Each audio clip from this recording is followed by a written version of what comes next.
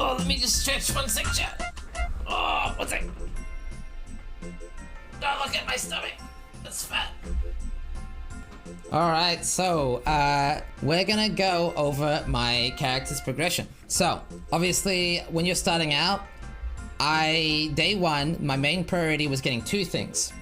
A devouring diadem, which I found betrayal for, and a 6-link bow. I probably still have it somewhere.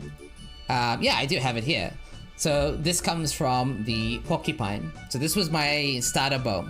This is something I achieved, I think it was day 2, yeah, start of day 2. You can farm these in gardens, orchard, forget the other one, courtyard. So that was all I needed to do most pinnacle bosses. Things like Eda, Exarch, etc. So that's all I needed. That was the basic gear. But that's where I started to get the Giga endgame gear to prepare for Ubers. So, goddammit, chat. So, I mentioned how to craft this bow. You get the hunter bow, right? This will all be in the crafting video. But this bow with the Empower is what we're rocking now. I got lucky, hit level 4, but you don't need level 4. And this allowed me, to have the... God damn it, chat. Do I have to actually mute alerts? Oh my god. Alright, it's done. You fucked it, chat. You fucked it. So, this bow here is what allowed me to progress into deleting Maven, and even, I think this character as is could do Ubers.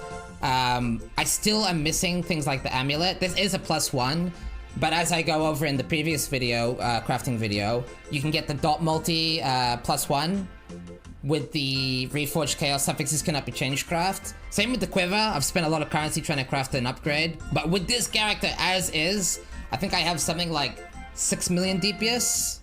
That's obviously with full uptime, which is unrealistic, but you know. If I can just stand still and blast, boss doesn't move, it's insane damage. And I'll do a showcase as well at the end of the video, so you can see what the damage is like on like a Minotaur or something like that. So, I get a lot of questions asking about the build survivability. A lot of your flasks probably look like this. You've got a Quicksilver, Quartz, Life Flask, and then a Granite, and maybe a Silver or a Jade, right? However, this is shit. What changed everything for me was abusing my Ascendancy. Now, this is the difference between Raider and Pathfinder, or Pathfinder and Champion, is abusing this and this. So this will allow your flasks to recover over time, and this will allow your flasks when they reach full, when you use them, to heal you. And because the resistance flasks have lower charge consumption, you can see, right? 30 and 60, 20 and 50, right? It's actually quite easy to maintain them using, you know, something like this, like a flask belt. And so you whip on these bad boys. Don't even need the life flask with the setup, by the way. Now I have a taste of hate here, sort of replacing the granite while maintaining that sapphire buff. But this obviously works. We were doing Awaken, it literally face tanks the die beam. But you can see, just AFKing in the middle of a map.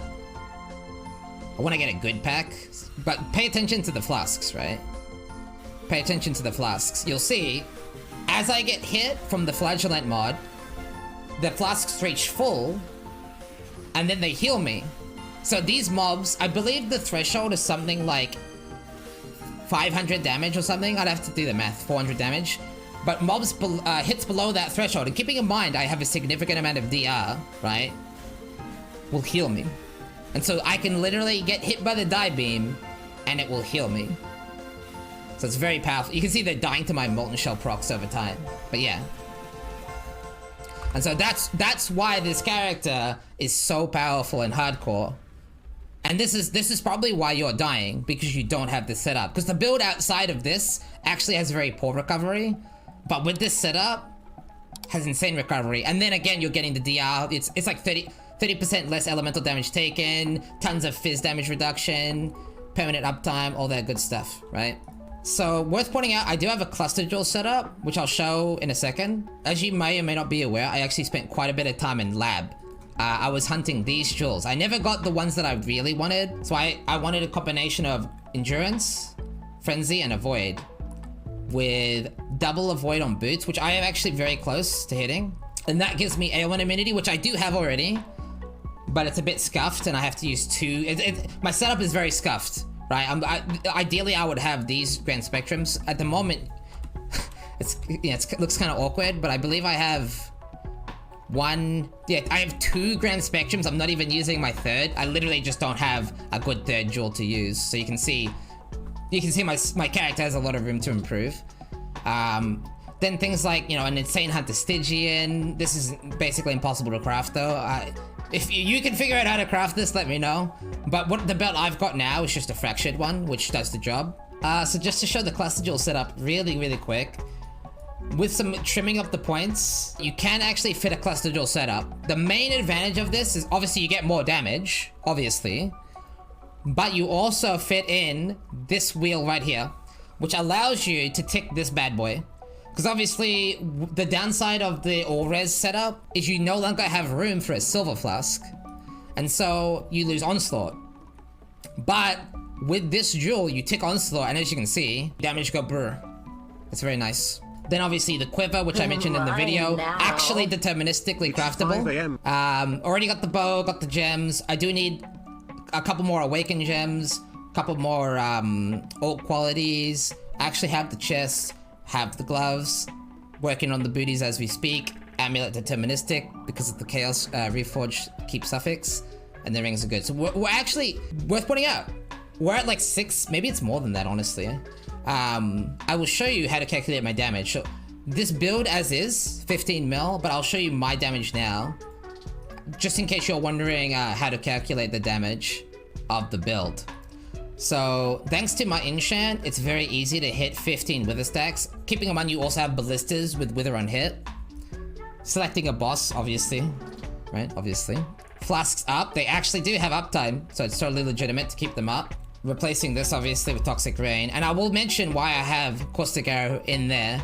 Now, assuming you have 39% AoE, which you can see if you have here, it's just as simple as the Ascendancy and the glove craft, right? I believe it's in miscellaneous, yeah, right here. You will actually have 4 overlapping pods on a stationary target, and you will also have your totems down, which you'll have 5 of. And so with these down, yeah, you can see it's about 5.5 mil. So, about 5.5 mil. Don't think I'm missing anything. So yeah, that's my DPS as is.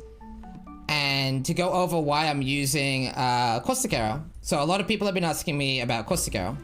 Now, it's not actually a respec or anything like that. It's not anything fancy. It's literally a gem swap. You're just swapping Toxic Rain and Mirage Archer for Caustic Arrow and Nova. Now, the reason I prefer this is the clear is significantly better. So this is the build as is. 1 arrow goes down, whole screen, you know, dies. Easy. Now, the downside of Caustic Arrow is, while you do have File Caustic Arrow, you don't have control over that because it's a Val skill. So when it's up, it's up. When it's down, you don't have it. But for mapping, this is totally fine. So obviously, you just curse the boss, apply the Val Caustic Arrow, and go to town.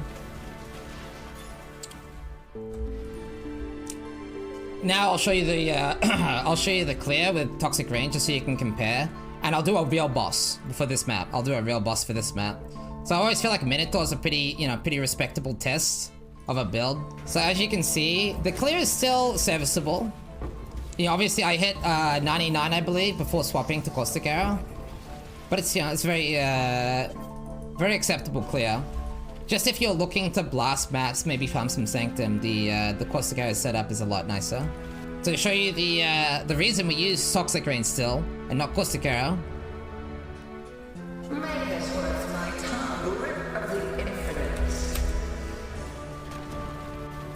not up to that just yet. Yep. So, that is the Toxic Rain Pathfinder.